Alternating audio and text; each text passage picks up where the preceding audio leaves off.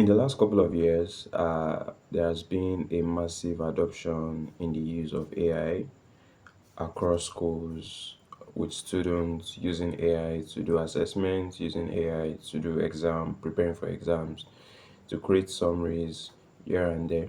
And it has been projected that the adoption would only increase as this AI tools gets better as time goes on.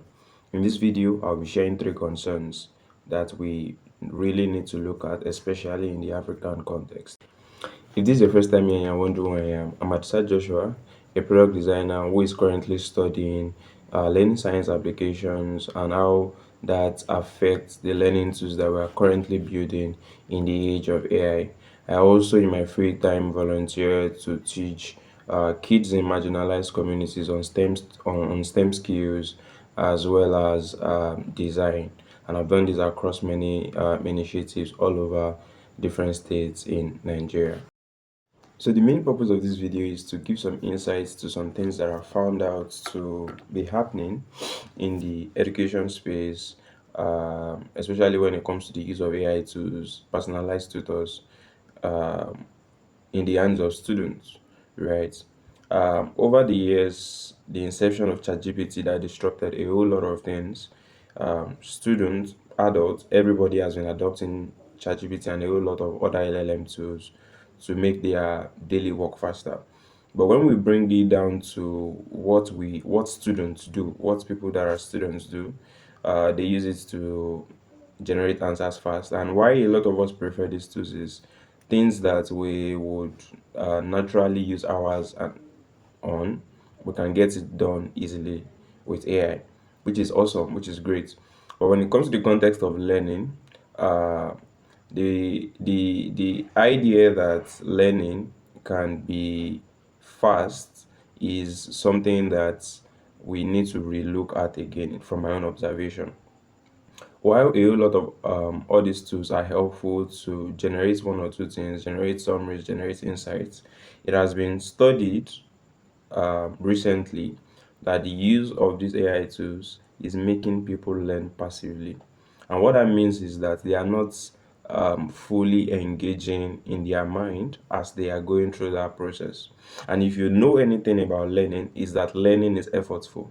So the what makes learning effective is the process of piecing and organizing information together and making sense of it in the best way that you can for yourself, right? And if the AI tools that are currently available or that are placed in the hand of students, widely available in the hand of students, what they masquerade as is we can do step-by-step guidance for you, with the most recent updates that ChatGPT give. There's now a study mode on ChatGPT, and why I mention ChatGPT is because it's the most popularly used amongst people, right? And if that is what is happening, because researchers are doing the work, there are a lot of research work going around when it comes to this. We need to relook at this carefully from the standpoint of people who care about learning, right? So the first thing we need to look at is a lot of these AI tools are products built for user adoption, right? And a user is different from a learner primarily. A learner is someone that does not understand something and is coming uh, with the hope that when they reach this place, they can get better information and improve in the knowledge gap that they currently have, right? So when we use AI to study, like I said, research has proven that a lot of times that students use this AI to study, it results to passive learning.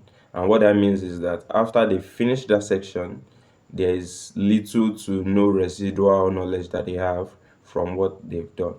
And how this applies to us as a nation, as Africans, is that in Nigeria, a lot of policies have been developed adding AI technology and robotics to the curriculum for the kids that are in school, for teenagers that are growing up, which is awesome because it signals that we are building in the right direction. But more importantly, we must look at it from the other part of the coin, that when we place these tools in the hands of these students, are we teaching them how particularly they should learn with AI? Right? So a popular research that happened with MIT researchers, they created three groups of students. They called group one LLM group, they called group two Google group, and then they called group three the brain group. The aim of this research was to see what was happening in the brain activity of the students as they did the assignment and as assessment. They told each of these groups to write an essay basically with what they had, right? The brain group were told to just write based on what they had from their head. The Google group was called the search optimization group. Whatever you find on Google, piece it together and use it to write essay. And then the people that wrote with ChatGPT or other LLM tools.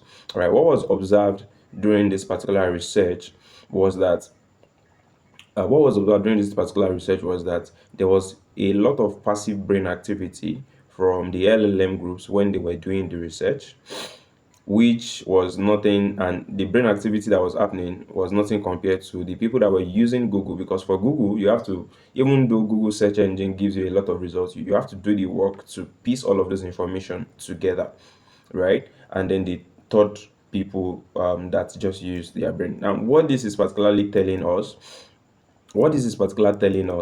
is that passive learning is not learning, right? Engagement is not equals to learning. So when we look at everything that is happening in the African context, currently tools being deployed to students, and we need to always remember that learning is effortful.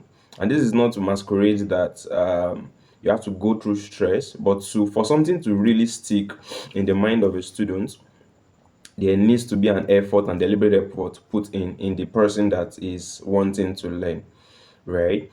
And so my own observation and takeaway from all this is we need to particularly ask ourselves these three important questions. How can we educate students? How can we educate students about the right way to use AI to learn? How can we teach them what AI should do and not do for them, right? And then how can we make sure that the education that is being done is done across both local and major communities across Nigeria and African countries? A final recap from everything that's been said so far is AI tools are not going anywhere. The adoption of these tools is only going to improve, and whether we like it or not, the generation that is coming up are going to grow up to a better version of these tools. And what that means for us is we need to ensure that education is properly done to these kids, to these teens that are just growing up, so that they don't relinquish their ability to think and know the effective way to particularly learn, so that they can be of benefit to themselves and to the society. Because, in my opinion, critical thinking is important for every human being. And the questions that I ended with were, how can we ensure that soft skills like critical thinking, communication, listening, empathy are still things we don't lose sight of in a world where everyone wants to use AI?